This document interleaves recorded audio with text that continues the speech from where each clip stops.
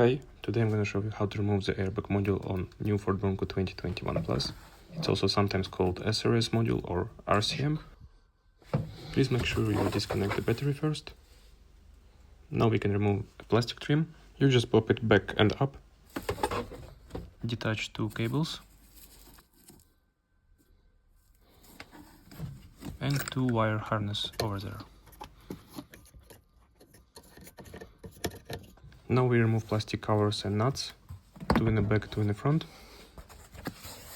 Don't forget to remove handle. And now we can move central console up.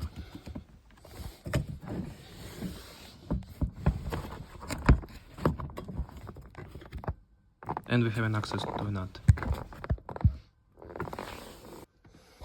And from other side. Now we can move metal plate up, and we see three 10mm nuts. You might need long 10mm socket.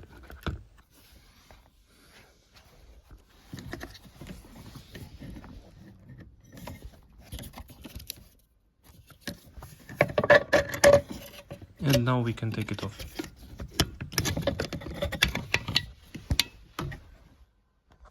Like and subscribe.